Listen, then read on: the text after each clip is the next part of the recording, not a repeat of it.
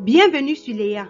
Je tiens premièrement à vous remercier pour vos likes, vos abonnements, le partage de mes vidéos et vos commentaires constructifs, sans oublier votre soutien et vos encouragements. Je suis émue de savoir que je ne suis pas seule dans ce voyage. Avec vous, ensemble, nous pouvons apporter notre modeste contribution à ce monde. Comme tu le sais déjà, l'un des objectifs principaux de cette page est de partager avec toi le fruit de mes lectures sur différents thèmes. Je suis convaincue que la lecture est l'un des piliers sur lesquels nous pouvons nous appuyer, non seulement pour élargir notre horizon, mais agir directement pour apporter notre modeste contribution à ce monde. Je vais continuer par vous donner un bref aperçu des sujets qui ont été thématisés dans mes dernières vidéos sans toutefois entrer dans le détail. C'est pourquoi je vous invite à aller les regarder si vous voulez vous rafraîchir la mémoire. Dans ma première vidéo, je vous ai présenté les 5 éléments de toute entreprise qui sont la création de la valeur, le marketing, la vente, délivrer la valeur et les finances. Ceci sont les bases de toute entreprise à succès. Dans la dernière vidéo, je vous ai présenté le processus de création de valeur. Aujourd'hui, je vais entrer en profondeur et vous présenter les besoins humains fondamentaux et les 10 critères d'évaluation d'un marché. Après cette vidéo-ci, je vous promets que vous serez en mesure de décider si ça vaut la peine de continuer à investir dans votre idée ou pas. Nous avons vu la dernière fois que si tu veux créer quelque chose pour un individu, il faut d'abord comprendre ses besoins humains fondamentaux. Avant de vous présenter les besoins humains fondamentaux, je vais d'abord vous présenter la théorie la plus célèbre des besoins, qui est la pyramide des besoins selon Maslow. Je tiens à vous présenter cette pyramide parce que ça va vous aider à comprendre ce qui motive l'homme. Et ce n'est qu'en comprenant ce qui motive l'homme que vous pouvez aussi lui créer quelque chose de valorisant, que vous pouvez le satisfaire. Selon cette théorie, les individus passent par 5 étapes successives pour satisfaire leurs besoins. Ils doivent d'abord satisfaire le besoin physiologique, puis le besoin de sécurité, puis le besoin d'appartenance, ensuite le besoin d'estime et enfin le besoin d'accomplissement. Les besoins physiologiques sont situés tout en bas de la pyramide et sont considérés comme les besoins fondamentaux ou les besoins de première nécessité, tandis que les besoins d'accomplissement, considérés comme secondaires, se trouvent tout en haut de la pyramide. Selon ce classement, un besoin de niveau inférieur doit d'abord être satisfait avant de songer à satisfaire un besoin de niveau supérieur. Je vous prends un exemple. Si vous n'avez pas de quoi manger ou boire, vous n'allez pas vous soucier de ce que les gens pensent de vous ou songer à investir dans un développement personnel. Maintenant que vous connaissez ce qui motive l'individu, je vais continuer par les besoins humains fondamentaux. Selon 2 professeurs de l'université d'Harvard, tous les individus sont mus par 4 besoins humains fondamentaux qui influencent non seulement leurs décisions, mais aussi leurs actes. Les besoins humains fondamentaux sont là pour nous apprendre à identifier les désirs et les besoins des individus avant d'investir du temps et de l'argent dans la création de quelque chose d'innovatif. Le premier besoin est le besoin d'acquérir. Une entreprise qui te promet de te rendre riche ou célèbre exploite ce besoin. Les activités fondées sur ce besoin incluent le commerce ou le conseil. Le deuxième besoin est le besoin de se relier. Une entreprise qui te promet de faire de toi un individu séduisant exploite ce besoin. Les activités fondées sur ce besoin incluent les services de rencontre, les conférences ou l'événementiel. Ensuite vient le besoin d'apprendre. Ici sont regroupées toutes les entreprises qui te promettent d'améliorer tes connaissances ou tes compétences, telles que les universités ou les formations. Le quatrième besoin est le besoin de se défendre. Ce sont les entreprises qui te promettent d'assurer ta sécurité, tels que les services juridiques, les assurances ou les systèmes de surveillance. Enfin vient le 5e besoin qui a été rajouté, c'est le besoin de se ressentir ou bien de ressentir.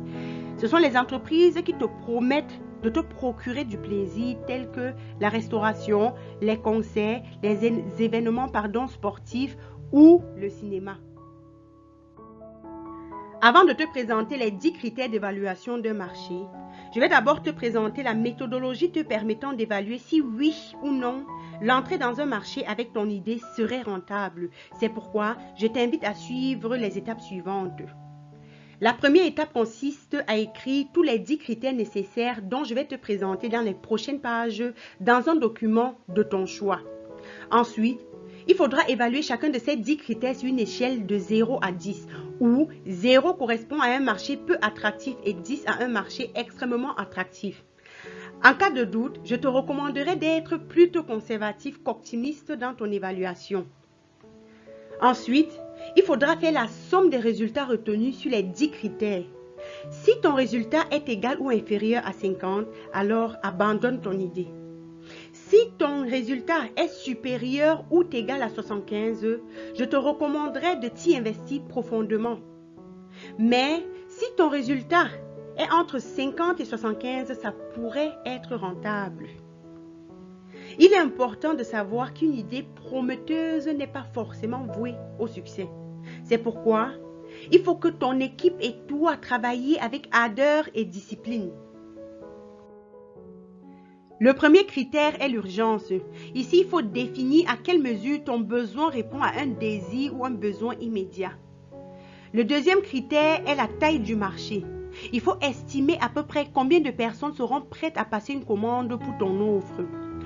Le troisième critère est le prix possible. Quel est le prix le plus élevé que tu peux donner à ton offre? Un marchand d'avions pourrait donner un prix au-delà des millions, alors qu'en l'occurrence, un marchand de glace ne pourrait aller au-delà des centimes. Le quatrième critère est le coût d'acquisition d'un client. Combien va-t-il falloir investir en temps, en argent et en énergie pour gagner un nouveau client? Le cinquième critère est le coût pour délivrer la valeur. À combien estimes-tu non seulement le coût pour créer la valeur, mais aussi pour la délivrer? Transmettre des fichiers par Internet est quasiment gratuit, alors qu'il faut des millions pour inventer un produit. Le prochain point est l'originalité de l'offre.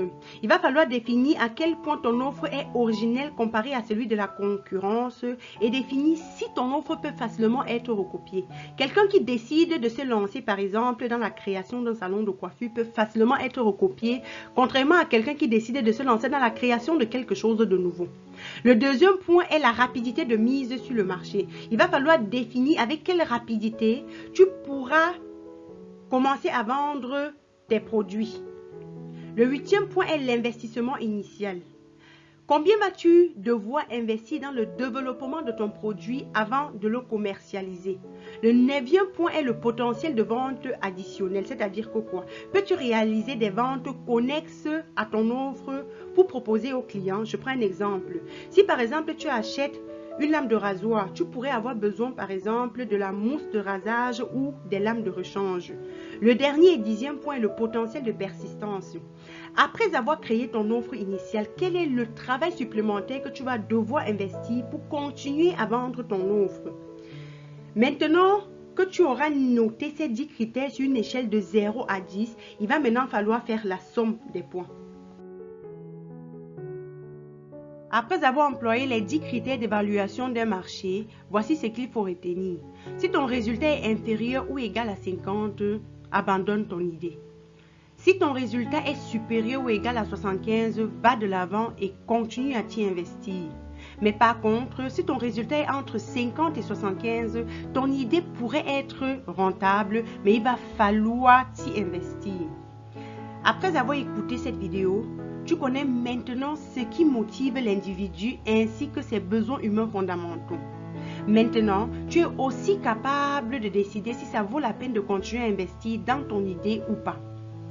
Dans ma prochaine vidéo, je vais te présenter les 12 formes de valeur et je vais faire une entrée en matière sur les stratégies ou les différentes stratégies de création de valeur. Si cette vidéo t'a plu, je te prie de t'abonner à ma chaîne YouTube et d'activer la cloche de notification pour ne manquer aucune publication. Merci en avance pour tes commentaires constructifs. Merci pour ton attention et à la prochaine.